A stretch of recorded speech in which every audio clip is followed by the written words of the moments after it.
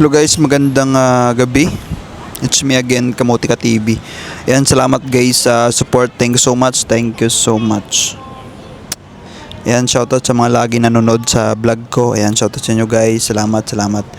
Shoutout sa inyo. Ayan, shoutout sa mga followers ko dyan sa Hong Kong. Ayan, gusto lumipat ng Macau. Ayan guys, panoorin yung mga vlog ko. And shoutout sa mga OFW natin around the world na gusto lumipat dito sa Macau. Panoorin mga vlog ko dito sa YouTube.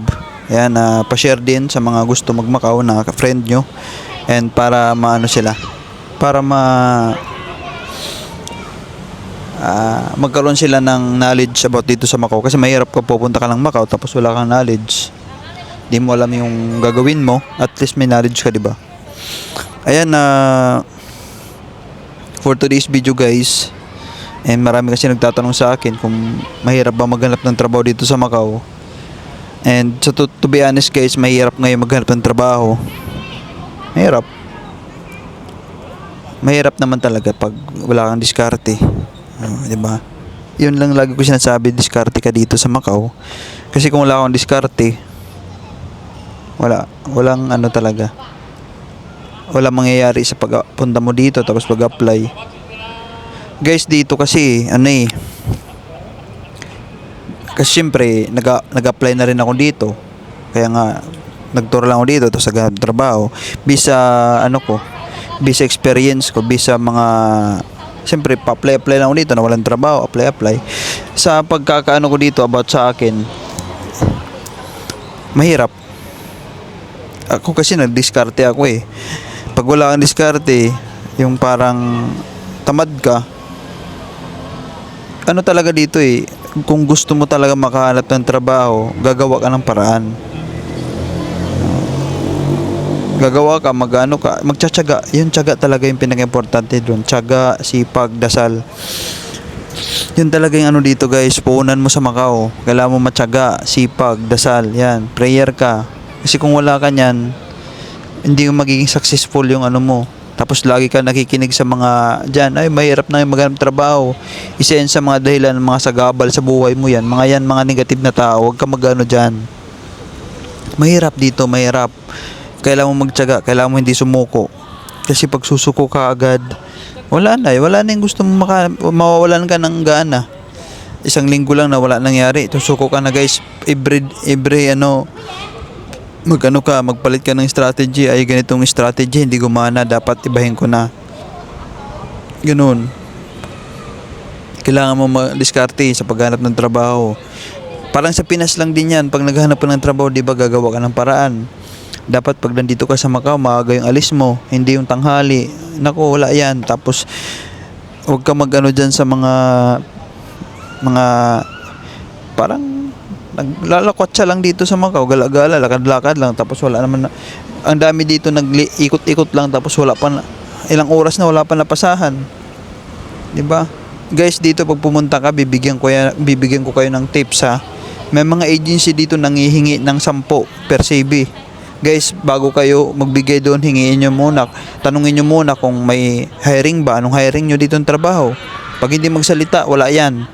Pag sinabi na, okay, hiring kami isang cleaner, tingnan mo yung CV mo kung may cleaner. Pag wala, huwag ka magbigay.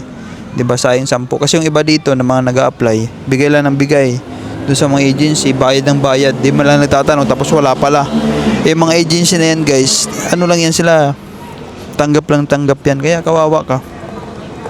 Tsaka mga scammer dito guys, marami. Diba? Kaya kayo dito pupunta, mag-iingat dito sa Macau. Mga Pilipino din yung kalaban nyo dito.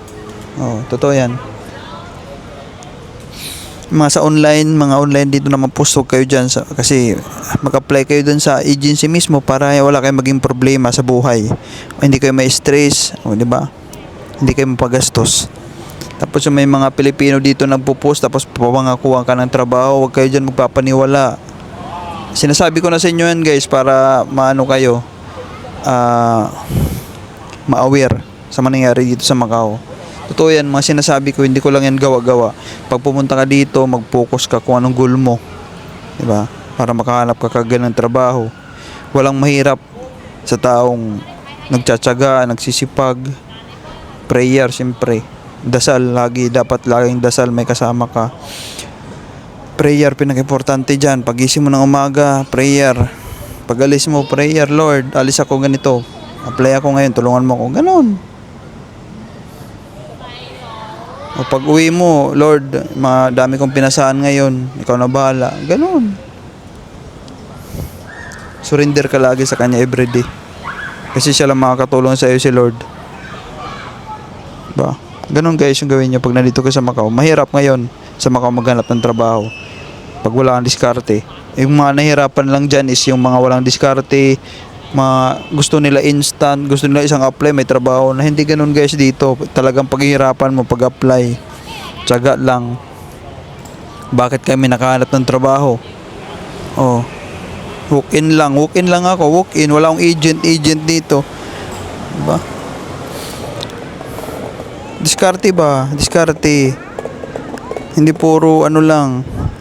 Hindi pwede yan pag nagtrabaho puro lakas lang gamit mo, wala kang utak. Papagod ka niyan. Dapat utak ginagamit. Diba? Diskarte.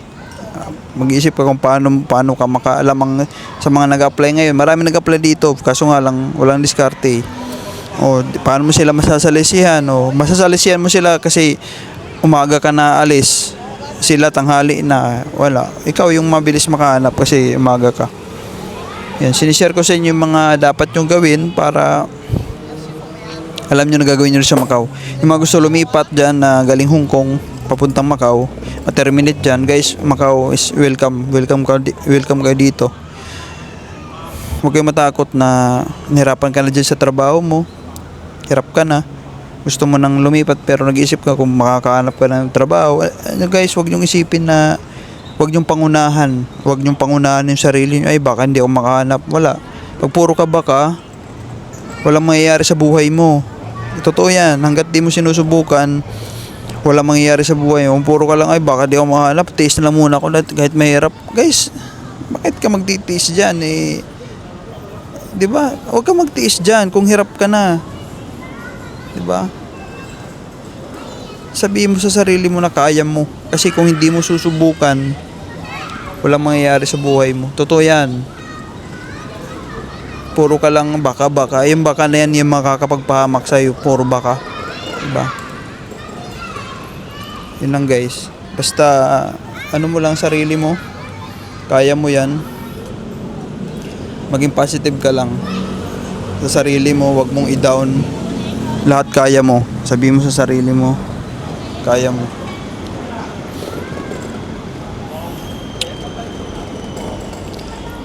Yun lang gawin mo. Kaya mo yan. And positive lang. Kasi kung puro ka negative, walang mangyayari sa'yo. Yun ang gawin mo, ha? And prayer, lahat ipagdasal mo. Yun lang guys. Thank you so much and God bless sa lahat. I love you all. Sana man natutunan kayo sa vlog ko. I love you all guys.